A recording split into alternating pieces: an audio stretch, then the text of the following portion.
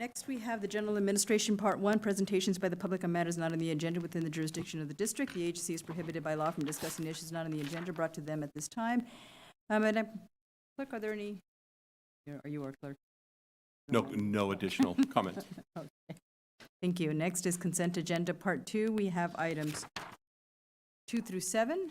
Are there any requests to pull an item? No? All right, I'll accept a motion to approve the consent agenda. Early motion. Okay, early moved, and I'll call seconded. Mr. General Manager? Trustee Early, Aye.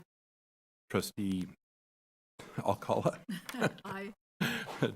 Trustee Sophia Holt, sorry, I'm tired. President Guerrero. Aye. All right, this item is approved.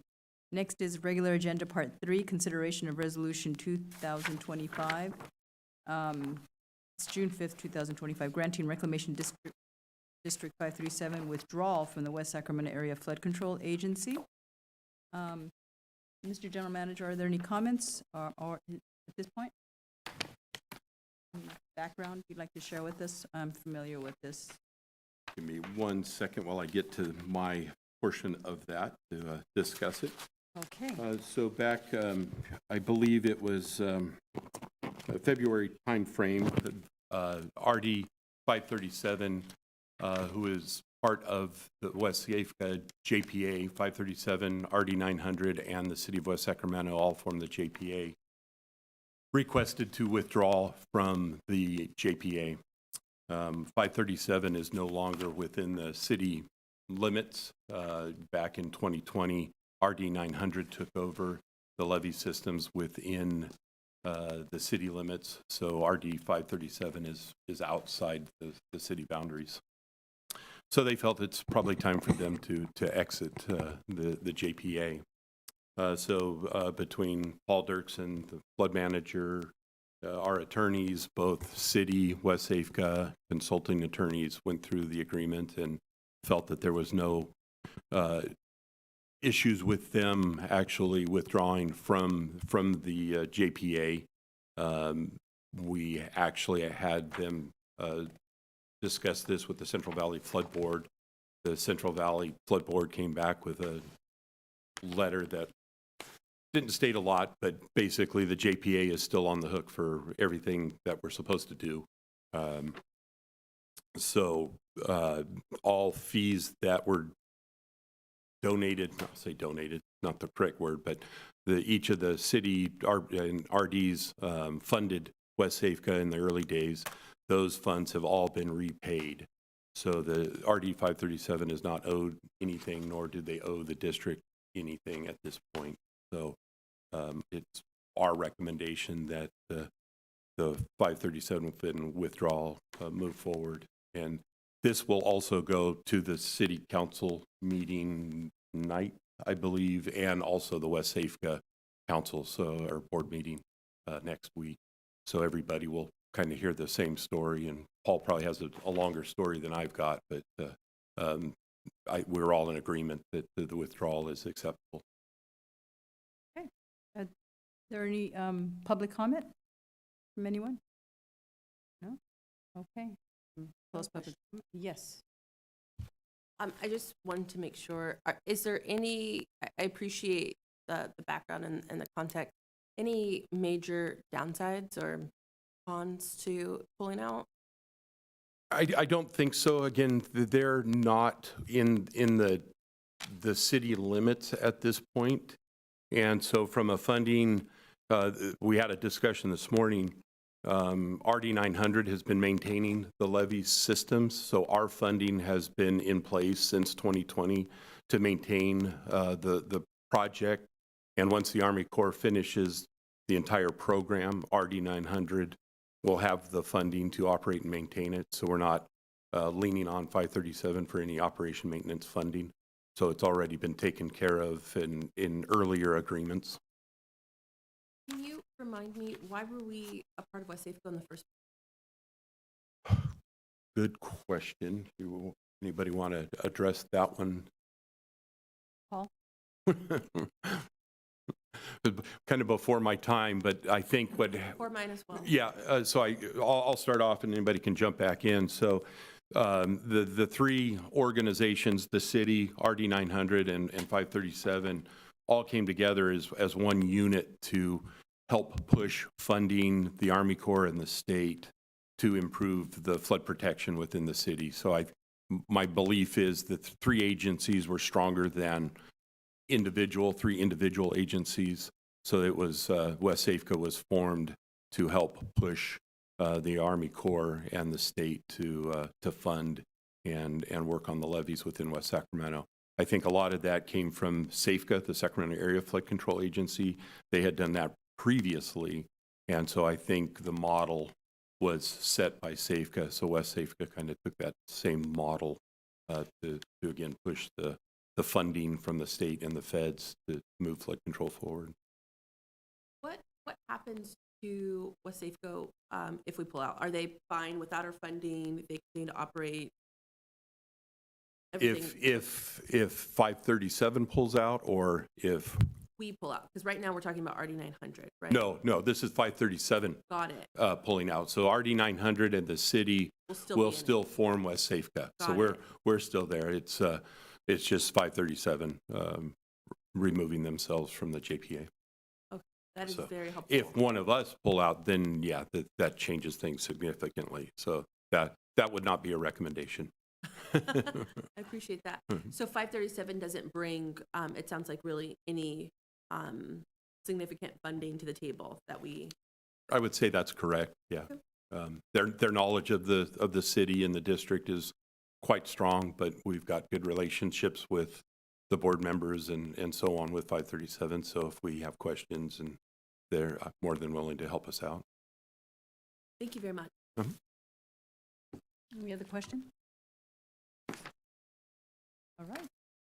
With that, I'll accept the motion to approve the withdrawal, recommend the withdrawal. I'll move.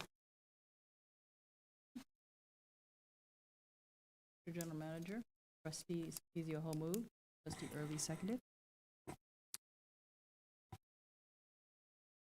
Trustee Alcala? Aye. Trustee Sufisio Hall? Aye. Trustee Early? Aye. President Guerrero? Aye. This item is approved. Next, we have consideration of adoption of the Reclamation District 900 fiscal year 2025-2026 operation and maintenance budget. General Manager? All right, it should be on your screen or up on the big screen. Unfortunately, the big screen's a little blurry, or that's my eyes. So this is the same format we've used the last several years. This budget shows this year's budget and where we are within the budget, and then the proposed budget, which is in the blue on the right-hand side. I'll quickly talk about this year's budget. We, of course, have not closed this year's budget. The closing is the end of this month. So we did projections for May and June, since we haven't been able to close May and June yet. So assessments are coming in strong. So we've been paid by our drainage assessments and the West Safeco assessments. So from that standpoint, we're doing well on the income side. I'll kind of go through a few of the overages on expenses. I think we had talked at one of the last board meetings. Our liability insurance had gone up again another 17+%. So we're a little over on insurances. I believe that comes out in April. It doesn't follow our fiscal year, so it's a little off, but it's a little bit over. Let's see some of the bigger numbers percentage-wise. Nothing's really significantly over in a large dollar amount. Training and licensing, we didn't budget, but sent one of our staff members to get his commercial driver's license. We've got a dump truck and trailer that are air brakes that require a Class A driver's license. And now we have 2 members on staff that can actually legally operate that equipment. So that was one of the big overages for that. So I think really that's about it from this year's budget. It looks like we will come in net of about $1.5 million that we can put in savings, i.e. a capital improvement plan.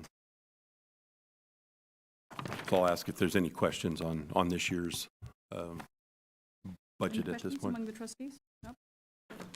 No, I'll just mention that I was on the budget subcommittee and spent an hour with Blake and our CPA and just reviewed this, and so don't have any.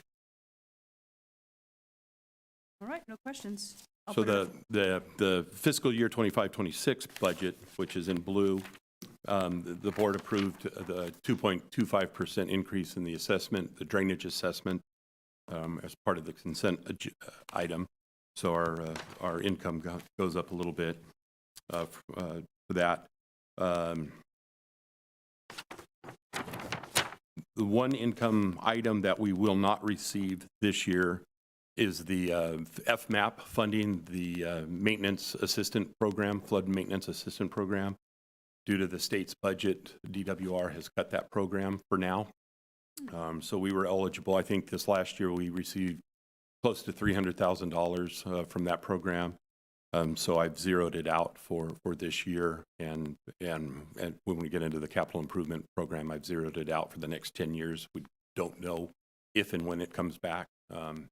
Everybody wants it to come back, all the RDs, but the state budget, it sounds like it's going to be in a struggle for the next 3 to 4 years. So If you need us to advocate with a support letter, I'd be happy to. that would be fantastic. So we'll talk about that.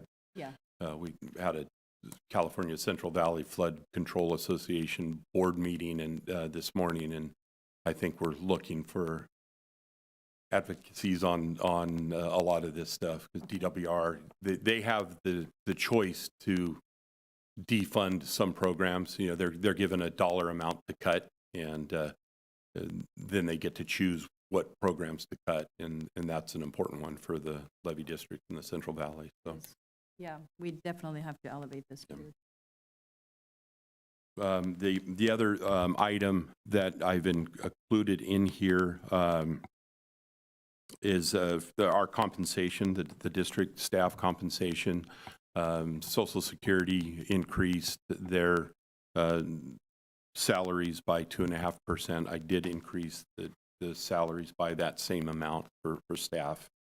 So that's something the board can approve or disapprove, but it's built into this proposed budget at this point. So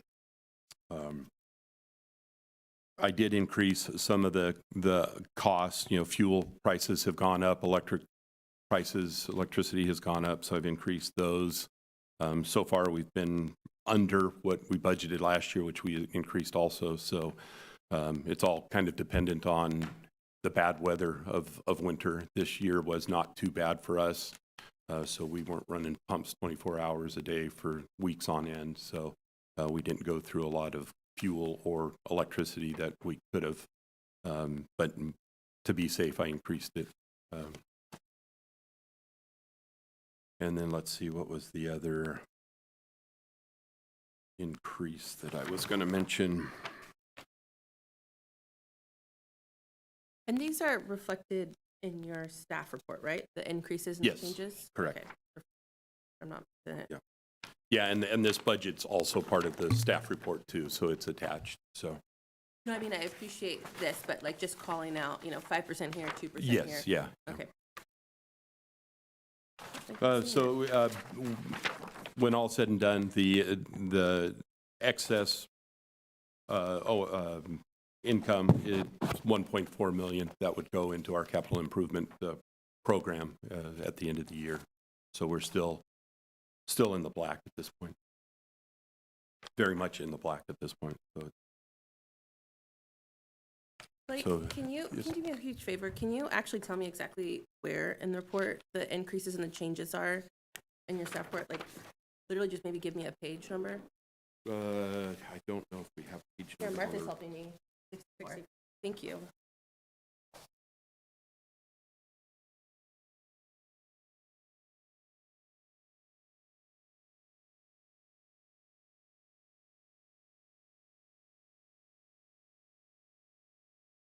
in the board report, it doesn't go line by line for those increases, but I did talk about staff increase for revenue of the 2.25. So I hit the big topics in the board report. I appreciate that. In the future, and I think your last budget had it, which was helpful, at least for me, just the, literally just a column that shows just the change from year to year would be helpful. So you can see whether things have stayed the same, gone up, or gone down. Sure. But you can just do a quick scan. Yeah. I appreciate that. Okay. Thank you. Mhm.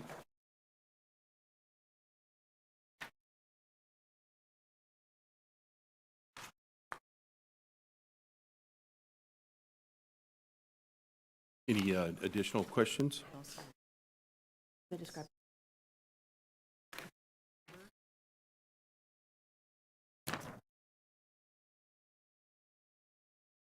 Very far away. This big page.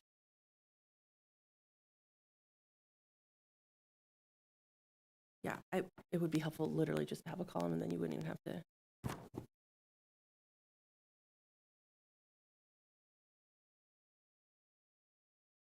Yeah, it's not in this. What you can look at in the spreadsheet is the 24-25 budget in the darker gray column versus the blue column of the 25-26. It doesn't give you the direct dollar amount difference between the two, so you'd have to add or subtract, but it does show you, for example, in the total 4,000 RD 900 assessment, the first couple of lines, the 24-25 budget shows a 2.744 million income. The proposed is 2.810 million.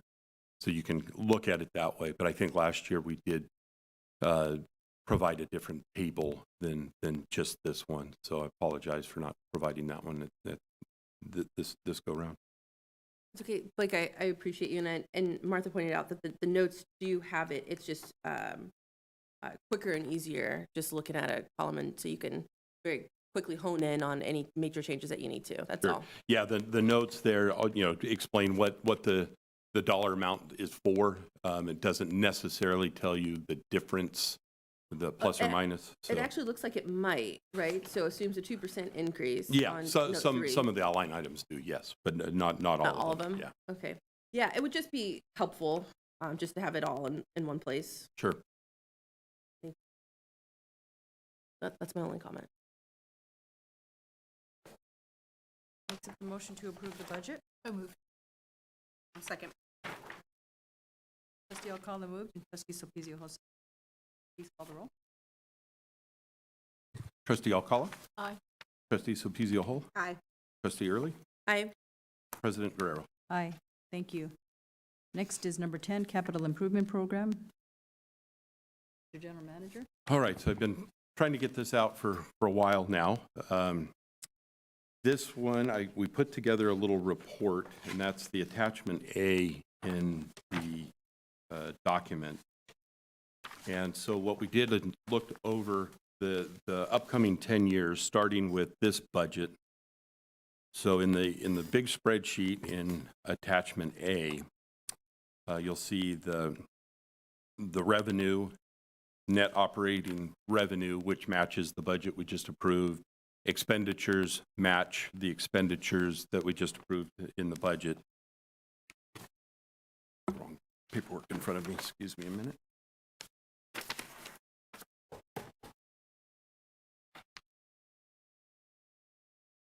You're shaking? Yeah, mine was. Oh, my bad. I I'm gonna hit don't know what shaking.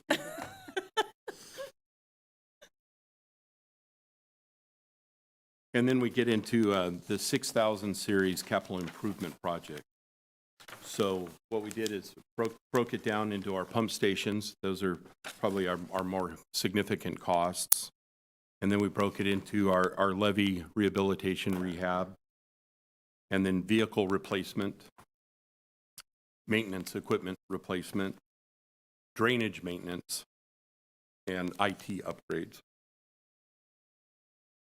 And so in the very first column under the pump station rehabilitation columns, we are looking at rehabilitating 2 pumps two pump stations this year, our racetrack pump station and our Harlan Ranch, which would add up to about $315,000 in costs for those. So basically, we rebuild the pumps and motors, and they're almost brand new. So fortunately, with pumps and motors, even though they're older, the rebuilds are pretty straightforward, and they operate just like new. So we don't have to replace them. We can rebuild them.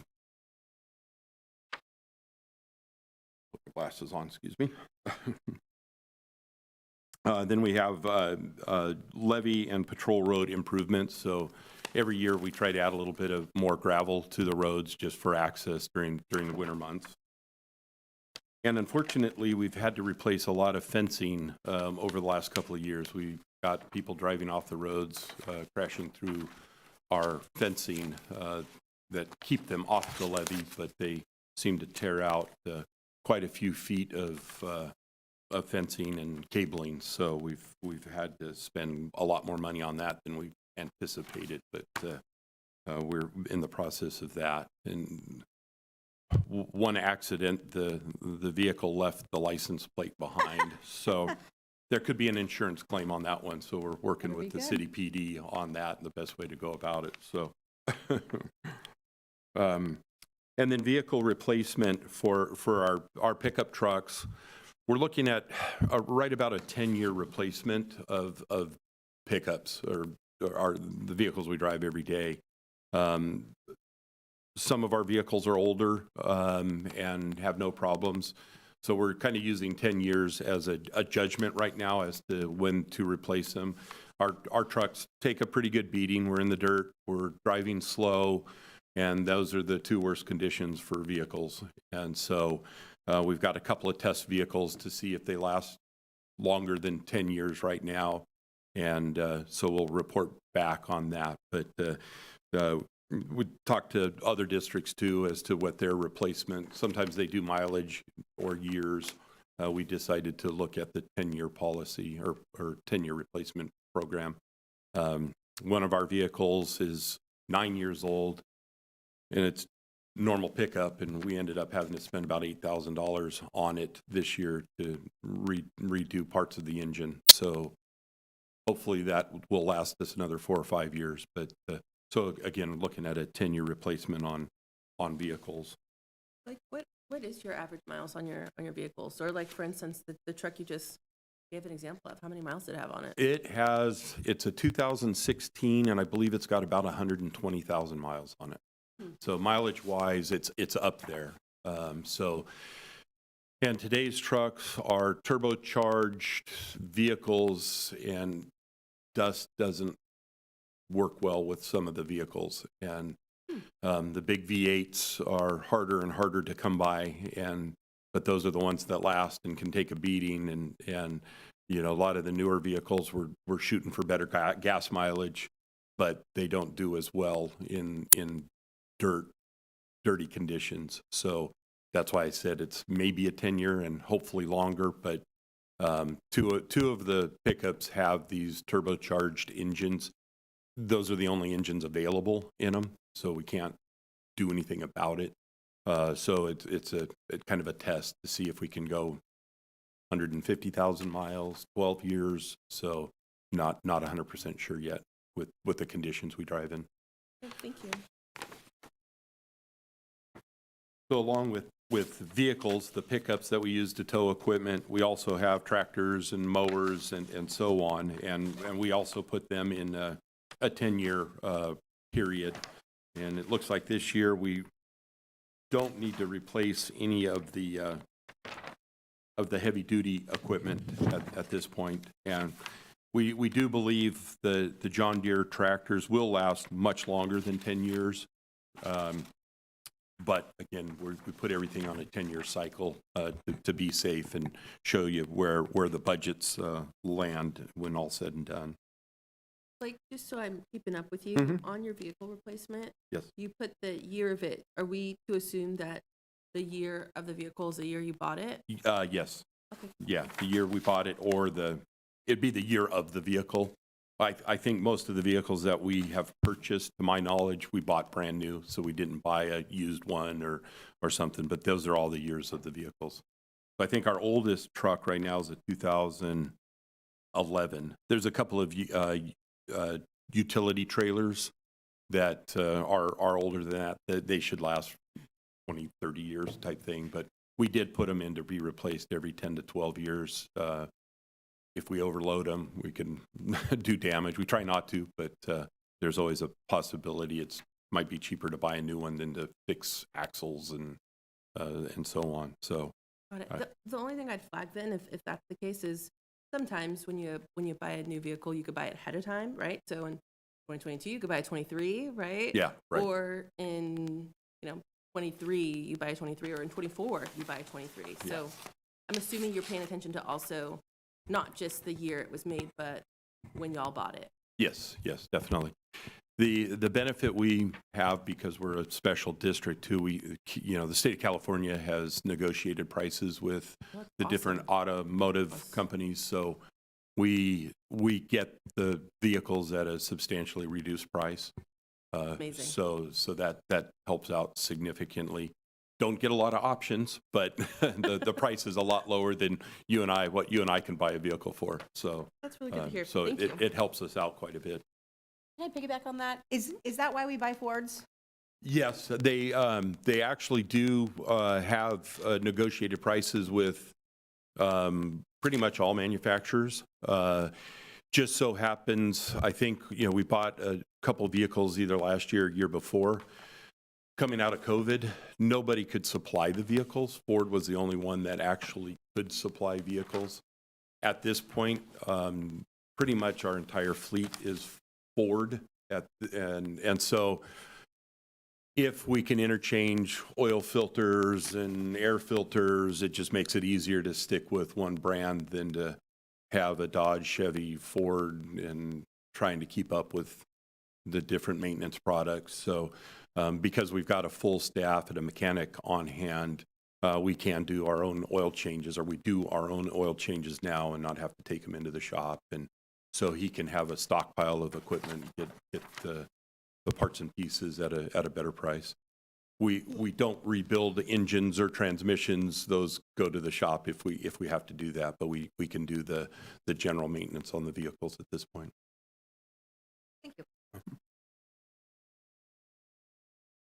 This is very helpful, by the way. Very helpful. Sure. And then, of course, we get into some of the maintenance equipment. We've got a wood chipper, so when we're cutting trees, we can chip the wood.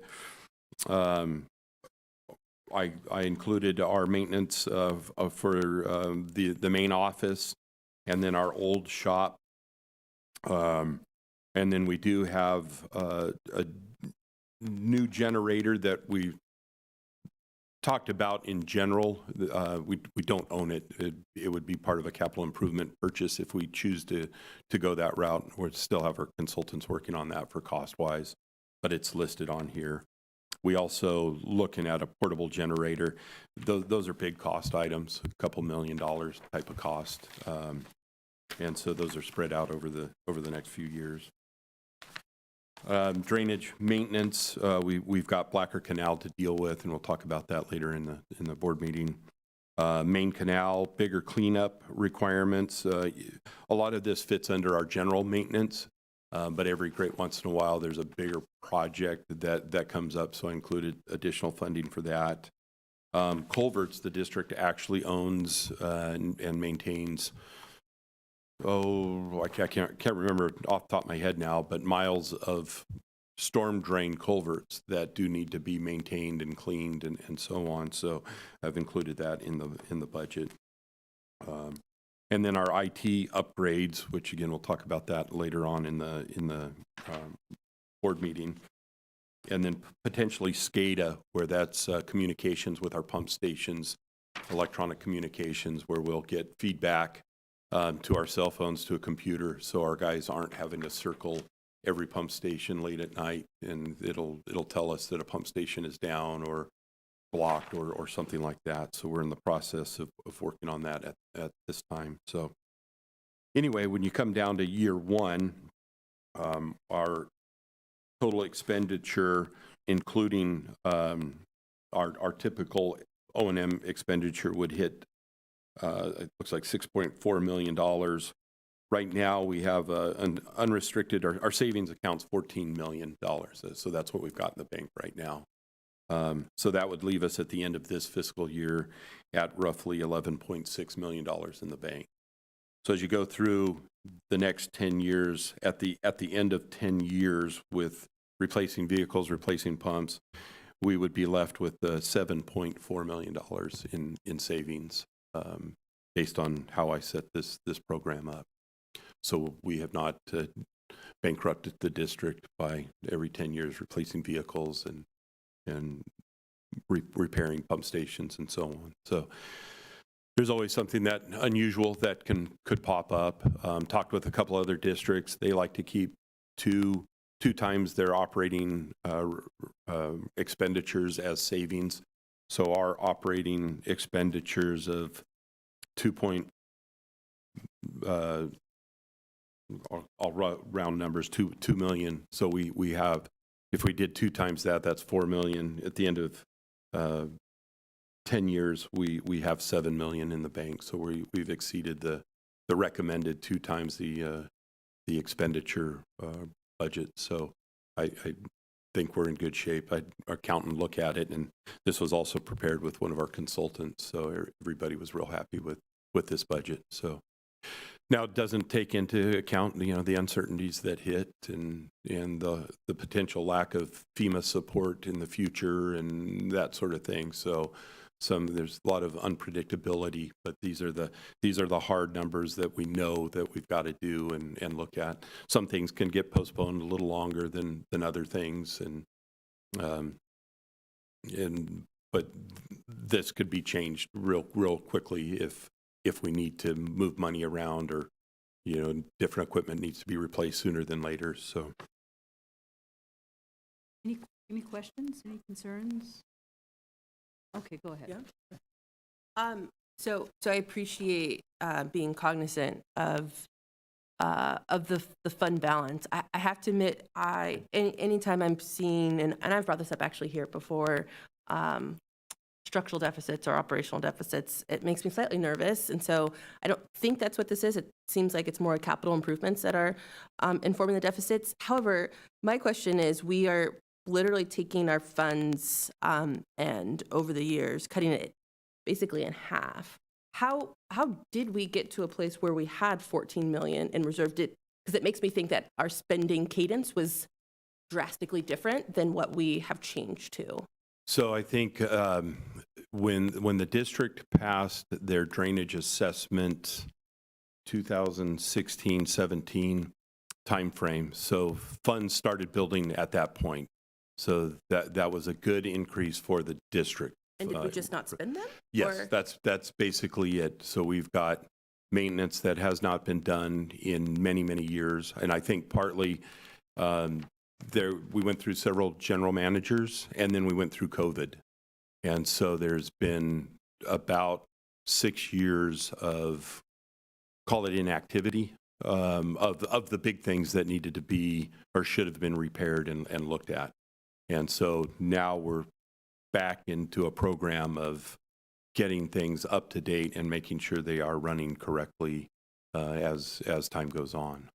So that's how I look at it. So like I said, the money's been growing in the treasury for almost 9 years and not touched a little bit. We've done some capital improvement projects over the last couple of years. We've purchased new equipment, tractors, vehicles, rehab 2 pump stations over the last couple of years.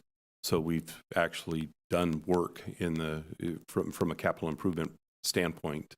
But now I put it in writing to actually see budget-wise where we end up in 10 years to, confirm that, no, we don't need to take a loan to fix anything, that we do have the money in the budget to take care of it. And some of these numbers, for example, I did put Blacker Canal in at $4 million over the next 2 years. We won't need to spend that in the future. So the pot of money starts to build up again. Same thing if we do purchase backup generators. Those are big purchases in the neighborhood of $2.5 to $3 million. Again, once we have them, though there's an operation and maintenance process to them, the capital expenditures aren't nearly as high or zero. It's now an operation and maintenance program. So Thank you. anyway.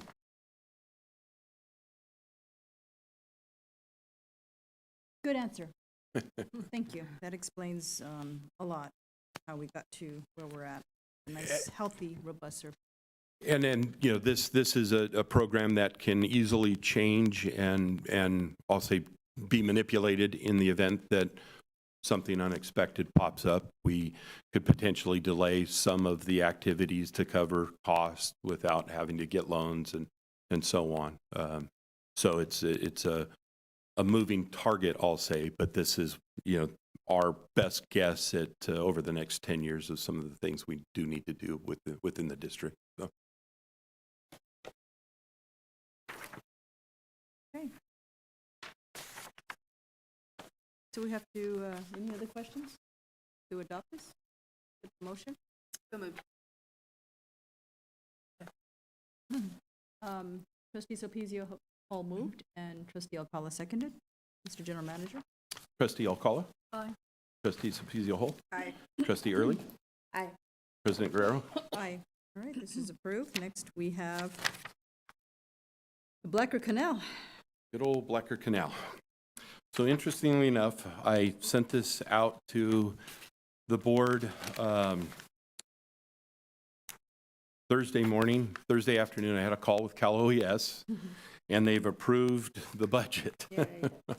So the long coming. Now, of course, unfortunately, the overall budget for the project was $1.1 million funding from Cal OES FEMA. The project, and this started back in 2016, 2017. Costs have gone up significantly. Our bid that we got last year was in the neighborhood of $4 million for the project. FEMA stopped it at that because our benefit cost ratio was way off. We redid the numbers. We've actually did a slight modification to the design, and we're looking at now, in today's number, about a $3 million construction project. Talking with Cal OES on the project, they were under the impression that we wanted to try to fund the whole project, which means we had to go back to FEMA. Cal OES had held on to that request from FEMA for whatever reason. They held on to it and did not submit to FEMA. And we found that out in our meeting that afternoon. But with that said, they recommended not to request funding from FEMA at this point. FEMA has not awarded anything or modified any contract in the last 6 months. Of hundreds of requests Cal OES has sent to FEMA, they have received 5 responses. And so, as everybody's aware, there's been discussions of eliminating FEMA and so on. So don't know what's going to happen with FEMA at this point. So their recommendation was take the money and run. So we've got the funding of the 1.1 million, and they highly recommended just take that. We've approved it. You can go to construction now. So Great. Based on that, I would recommend we move forward with going out to bid and constructing this thing over the next year and a half, which we'd award sometime this year. If we can get construction in this year, great. Majority of it would occur next year. But we're also running into a time frame issue. The grant does expire next year, the end of next year, so we do need to get it constructed next year. Better get to work on that. Yes. Any questions? Open it up for public comment? No public comment, closed, and then I'll accept a motion to approve. Can I just clarify Oh, sure, go ahead. the recommended action? Because I'm looking at the Discuss. the and- agenda report. Yes. So the recommended alternative would, and like I said, these, I'm trying to go back through what I had stated, because when I wrote this, it was looking bleak. I see. And then we had the conversation with Cal OES that afternoon, and it changed it. Unfortunately, I'd submitted this already. So alternative 6 is we've been funded for the project, and I would recommend moving forward with the remaining funding. So we're still looking at spending approximately $3 million with the additional grant. A lot of the money went into our permits with Fish and Wildlife and the mitigation fees. So we're looking at almost $500,000 in mitigation and Fish and Wildlife fees. So So we need to What motion are we approving? move, this is called alternative 6, which is the verbal one, which is to move forward for approval of getting a bid. that's correct, yes. Yeah, I will move alternative 6. Just Yeah, just to clarify, we're getting $1 million from FEMA. Project costs roughly $4 million, at least it was when we estimated it previously. Yes. Likely will come in higher. I mean, that's just the reality of construction. That's very likelihood, yeah. Okay. If we approve this and the project does come in higher than the 4 million, do you come back to us and we have to reapprove something, or just want to make sure? Yeah, this we is can just get it moving done. forward with the project so we can get it out to bid. Once we bid it, I'll bring the bid numbers back to the board for approval. Got it. So whether it's 3 million, 5 million, then we'll have that discussion, I'm guessing August timeframe. I'd love to do it July, but I don't think we're ready to have a bid opening before our next board meeting. Just realistically, with the way construction works in timeline, is it even possible to get it done? And I just, Yes, okay. construction-wise by next year, yes. Okay. We wouldn't be able to get it completed this year, I don't think. Though we changed some of the design parameters to speed up construction. I think, we needed to bid this thing in April to get it done this year, so. Okay. I second the motion. So trustee Sulpicio moved and trustee Early seconded. Mr. General Manager? Trustee Alcala? Aye. Trustee Sapuzio Holt? Aye. Trustee Early? Aye. President Guerrero? Aye. This item is approved. Next are the general manager updates. It's written in our packet. I'll go through quickly. I'd mentioned in our CIP, our IT improvements actually started today. The contractor that we approved was out today wiring the building for networking capabilities, so that is underway. We're thrilled to death that we can almost communicate with each other in the office. Let's see. The big one, duckweed. Our favorite. I get lots of emails on that from the concerned citizens. We should start treating that here in the next couple of weeks. Groundwater is still impacting the pond, so our pumps still kick on, and with the treatment, it has to be, I'll call it stagnant. We can't be pumping water, so we're waiting for the groundwater to stop infiltrating the pond. So once that happens, we will move forward with treating the pond. I've kept in contact with one of the landowners out there. He's been very helpful, commenting on the West Sacramento community page or Facebook. So people were upset, and he helped calm them down. So I greatly appreciate that. Blacker Canal, we just talked about it, so that's moving forward. Army Corps came out and inspected the South Cross levee the end of April. So we should be seeing a written report on the cross levee. It's an interesting inspection. So that's not part of the overall flood program, but we're in the Army Corps' program. So if it were any damage is done, they would help assist with repairing it. one big problem we have with that particular levee, it's a dry levee, the river, Sacramento River or the Deepwater Ship Channel does not touch that levee. There are lots of trees in the area of that levee.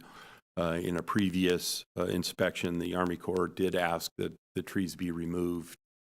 Part of our improvement program to the state and Army Corps lists this as one of the projects that probably more detrimental to remove trees than to leave them, and so far they've been okay with that. So we'll see what this next written report has to say. So, but it's primarily lots of trees on, not necessarily on the levee, but at the toe of the levee, and they're, I believe most of them are oak trees, so the mitigation for oak trees is quite substantial. So we prefer to leave them if the Army Corps agrees with us in future inspections. Let's see. I think a lot of this is just kind of continuations of discussions of previous board meetings. The West Safeco Area Flood Control Agency, we're continuing on with design work and construction. The Yolo Bypass East Levee North is, I'll say it's at a standstill right now. They're waiting for the backup generator to show up, and once that gets there, they'll complete installation of the pump station that will then become ours here in the near future. The Army Corps has actually started construction on the 2 slip outs on the Deepwater Ship Channel that hit in the January 23. They should actually be finished tomorrow or Friday, so they've got that completed. They will come back and hydroseed the site probably late summer, early fall. They've got a couple other projects they're working on, and then they'll come back and hydroseed everything at the right time. If they do it now, it'll probably, the heat will kill the seed, so it makes sense to come back when it cools off a little bit. So that will be complete here in the next few days, actually. And I think other than that, I don't have any other. Any other questions? On any? And then open it up for public comment. Hearing none, wrap it up. Then I think any trustee comments is the next agenda item. If not, we'll adjourn. Thank you, everybody. Thank you.